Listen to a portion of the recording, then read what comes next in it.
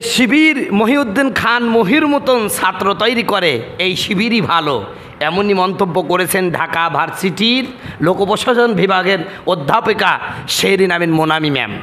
তিনি বলেছেন মহিউদ্দিন খান মহির মতন মেধাবী ছাত্র যেই সংগঠন তৈরি করে এমন শিবির প্রতি তার জায়গার দরকার। কত বড় পাওয়া এটা আপনি চিন্তা করেছেন? একজন ভার্সিটির অধ্যাপিকা বলতেছেন এই কথাটা।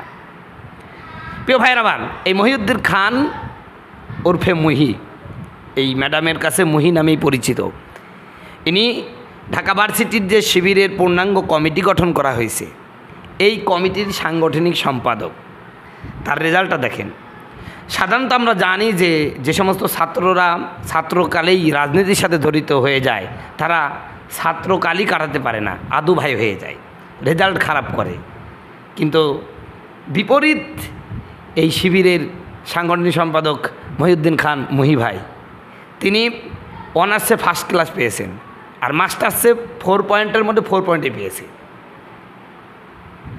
ম্যাডাম বলছেন, ওই শেরিন আমিন মোনামি ম্যাম, তিনি বলছেন যে আমার ক্লাসের সবচাইতে মেধাবী ছাত্র মুহি, এবং তাকে দেখে এত ভদ্র মার্জিত এত রুচিশীল ছেলে আমি আমার জীবনে দেখি নাই। তিনি শিক্ষকদের প্রতি অত্যাধিক শ্রদ্ধাশীল এবং এই বয়সে যে এত তার ধার্মিক আমি কোথাও দেখি নাই। প্রিয় বন্ধুগণ, আমার ভাইয়ের আমার, শিবির এই মহিউদ্দিন খান মহির মতন ছাত্র তৈরি করে তিনি মানে এমন একটা মানুষের প্রশংসা কুড়িয়েছেন। আমি এই ম্যাডামেরও একটা ছবি দেখলাম যেখানে তিনি অনেক ফ্যাশন আধুনিক ওই ম্যাডাম, কিন্তু তারপরেও এই মহিউদ্দিন খান মহির প্রতি তার এত দুর্বলতা। এর কারণ কি? তিনি অত্যাধিক ভদ্র এবং অত্যাধিক মেধাবী, অত্যাধিক ধর্মভীরু। আমি বারবার একটা কথা বলি যে শুধুমাত্র ছাত্র হলেই হবে না গো, এই ছাত্রটাকে যেমন মেধাবী হতে হবে তেমন ভদ্র হতে হবে, তেমন ধর্মভীর হতে হবে, তাহলেই সে সত্যিকারের মানুষ হবে। তো শিবির সেই জায়গাটা তৈরি করেছে। আমি শুধু শিবির না, বাংলাদেশের যত ইসলামিক দলগুলো আছে প্রত্যেকটা ইসলামী দলের এখন ছাত্র সংগঠন আছে, প্রত্যেকটা ছাত্র সংগঠনের প্রতি উদাত্ত আহ্বান জানাচ্ছি যে শুধু রাজনীতি করলে হবে না, মেধা দিকে সর্বাগ্রে থাকতে হবে, তো ভদ্রতার দিক দিয়ে সর্বাগ্রে থাকতে হবে, আবার উস্তাদদের প্রতি শিক্ষকদের প্রতি সর্বাধিক শ্রদ্ধাশীল থাকতে হবে এবং ধর্মের প্রতি অগাধ প্রেম ভালোবাসা এবং ধার্মিকতা থাকতে হবে, যেটা মহিউদ্দিন খান মুহির মধ্যে আছে। তো প্রিয় ভাইয়েরা আমার, আজ গোটা বাংলাদেশে আলোড়ন সৃষ্টি হয়েছে। শিবিরের এই পূর্ণাঙ্গ কমিটি দেখে তারা অবাক হয়ে গেছে। এটা কমিটি না, মনে হচ্ছে যে মেধাবীদের একটা মিলন মেলা। শিবিরের যে কমিটি, এটা কমিটি নয়, এটা হলো মেধাবীদের একটা মিলন মেলা। আলহামদুলিল্লাহ, এইসব মেধাবীরা যদি দেশের রাষ্ট্র ক্ষমতায় যায় তাহলে সমাজটা কত উন্নত হবে, দেশটা কত উন্নত হবে, আপনি চিন্তা করেছেন? কিন্তু বড় দুর্ভাগ্যের বিষয় যে আমরা এই সমস্ত মেধাবীদেরকে রাজনীতির অঙ্গনে আমরা এদেরকে সুযোগ দেই না, বরং বিগত সময়ে আমরা দেখেছি এই সমস্ত মেধাবীরা এই দেশের ভালো চাকরি পায় নাই, ভালো জায়গায় তাদেরকে দেওয়া হয় নাই। অপরাধ শুধুমাত্র তারা শিবিরের রাজনীতির সাথে জড়িত, জামাতের রাজনীতির সাথে জড়িত, এই জন্য তাদেরকে এই সুযোগ দেওয়া হয় নাই। তার কারণে এই মেধাবীরা করেছে কি, এই দেশ ছেড়ে তারা বিদেশের জমিনে বিভিন্ন সুনামধন্য দেশের সুনামধন্য ভার্সিটি তারা লেকচারার হয়েছে। আমি সেদিন একদিন দেখলাম তুরস্কের একটা নামকরা বিশ্ববিদ্যালয়ের লেকচারার এই শিবিরের এক ভাই, তিনি শিবির হওয়ার কারণে এই বাংলাদেশের কোনো বিশ্ববিদ্যালয় তাকে নেয় নাই। তো তিনি পরবর্তীতে লিখেছিলেন যে আমাকে যে বাংলাদেশের বিশ্ববিদ্যালয়ে আমাকে নেওয়া হয় না, এটা বাংলাদেশের ব্যর্থতা, আমার ব্যর্থতা না। আজকে তিনি তুরস্কের একটা নামকরা ভার্সিটির লেকচারার। সম্মানিত বন্ধুগণ, আমার ভাইয়ের আমার, আজকে অসংখ্য ঢাকা ভার্সিটি বর্তমান বা অন্যান্য ভার্সিটিতে এমনও শিক্ষক আছে আসলে শিক্ষক হওয়ার যোগ্যতাই নাই, অথচ তারা শিক্ষক। এখন বারবার প্রকাশ পাচ্ছে। আপনারা দেখেছেন যে সারা বিশ্বের 1000 ভার্সিটির মধ্যে বাংলাদেশের কোনো ভার্সিটি চান্স পায় না। এর মূল কারণ হলো কি, ওই যে অযোগ্য অথর্ব কিছু শিক্ষক শুধু রাজনৈতিক পরিচয়ে ঢুকেছে। তারা তো ভালো শিক্ষক তৈরি করে ছাত্র তৈরি করতে পারবে না, ভালো ছাত্র তৈরি করতে পারবে না, কারণ সে নিজেই ভালো না, সে এবার ভালো ছাত্র তৈরি করবে কি করে, ভালো মানুষ তৈরি করবে কি করে।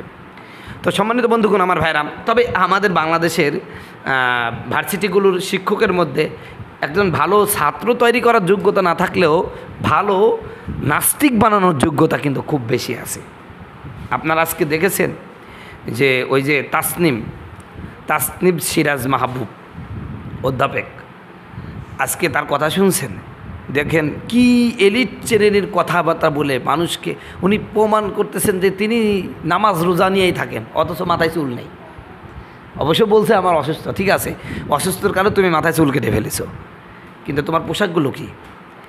তুমি যদি নামাজি হও, তুই বলে যে নামাজ খুব পড়ে, সে বিভিন্ন জায়গায় সেমিনারে যায়, নামাজের সময় হলে নামাজের জন্য যায়, নামাজ চাই, তার মানে আপনি নামাজি।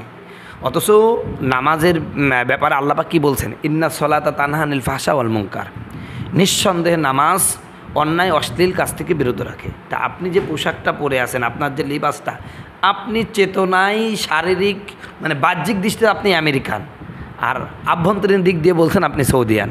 কে বলছে আপনাকে?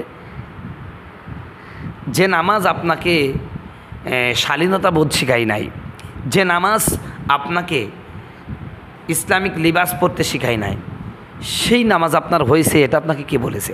নামাজের প্রতি যদি আপনার ভালোবাসা থাকতো, রসুলের প্রতি অগাধ প্রেম ভালোবাসা থাকলে, রসুলের স্ত্রীদের প্রতি প্রেম ভালোবাসা থাকলে অবশ্যই আপনি নিজেকে রসুলের স্ত্রীর মতন গড়ে তুলতেন।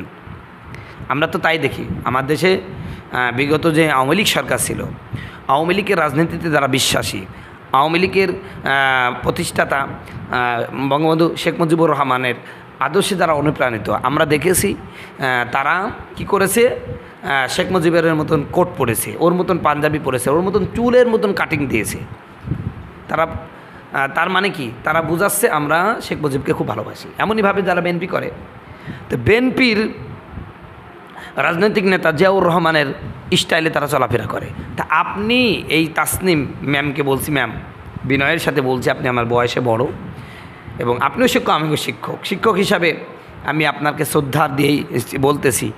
আপনি বলতেছেন যে আপনি ইসলাম সম্পর্কে এত ভালো জানেন, কিন্তু আপনাকে ধর্মনিরপেক্ষতায় আপনি বিশ্বাস করেন। আচ্ছা বলেন, আল্লাহ রসুল কি ধর্মনিরপেক্ষতায় বিশ্বাসী ছিলেন? আপনি রসুলের আদর্শ মানেন, তাহলে রসুল তো ধর্মনিরপেক্ষবাদী ছিলেন না। 2 নাম্বার হচ্ছে কথা যে আপনি রসুলকে ভালোবাসেন, তো রসুল তো শালীন পোশাক পরতে বলেছে, আপনি কি শালীন পোশাক পরেছেন? তো রসুলের আদর্শ নাই, আপনার ধ্যানে জ্ঞানে চলাফেরা সব আমেরিকানদের, সব অশালীন মহিলাদের মতন চলাফেরা, আর আপনি বলছেন যে আপনি একজন ধার্মিক মহিলা। এটা আমরা কেমনে বুঝবো?